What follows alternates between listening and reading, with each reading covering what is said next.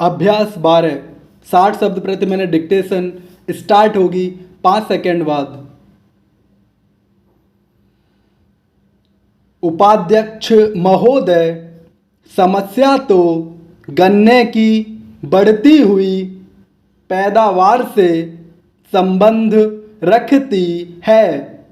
मैं जानना चाहता हूँ कि अगर आपने क्षेत्रफल कम कर दिया और क्षेत्रफल को बढ़ने से रोक दिया और उस सूरत में किसान ने पैदावार के अच्छे साधन अपनाकर जितनी जमीन में वह गन्ना पैदा करता है उसमें ही अधिक गन्ना पैदा कर दिया तो क्या देश के सामने समस्या खड़ी नहीं होगी?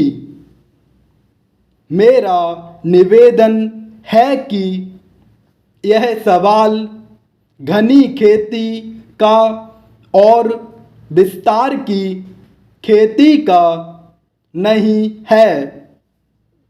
सवाल यह है कि जितना गन्ना चीनी में खप सकता है आज वह उस सीमा तक पहुंच गया है।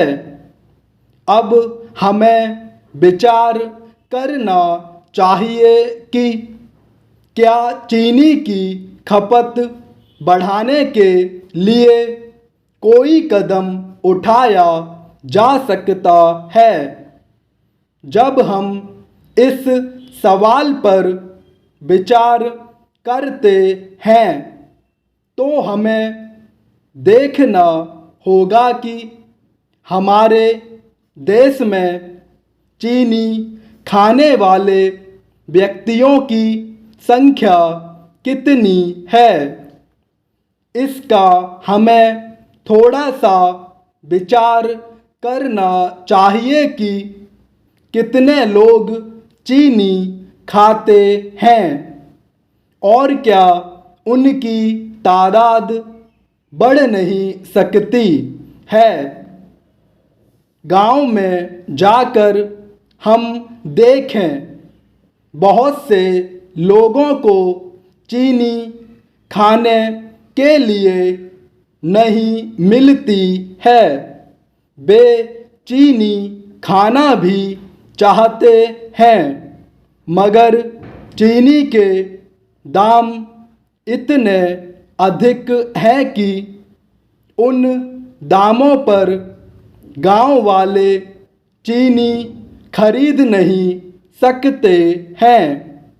अभी कंट्रोल हटा है, चीनी के दाम भी कुछ कम हुए हैं।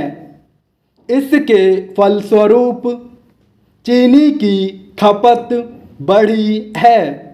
मेरा निवेदन है कि अगर गर्मी के समय में जब विवाह शादियों का मौका था अगर यह कंट्रोल हटा दिया जाता तो चीनी की खपत और भी बढ़ सकती थी। इस बात का प्रयत्न होना चाहिए कि चीनी की खपत बढ़ाई जाए। इसके लिए मैं समझता हूँ कि एक्साइज ड्यूटी में कुछ कमी करने के सवाल पर सरकार को विचार करना होगा। कुछ दिनों से समाचार पत्रों में इस तरह की बात छप रही है कि सरकार चीनी पर एक्साइज ड्यूटी कम करने के बारे में विचार कर रही है, लेकिन केवल विचार करने से ही काम नहीं चलेगा। अब समय आ गया है कि इसे क्रियात्मक रूप दिया जाए। लोग इसका बेसब्री से इंतजार कर रहे हैं और इसका अवश्य स्वागत करेंगे।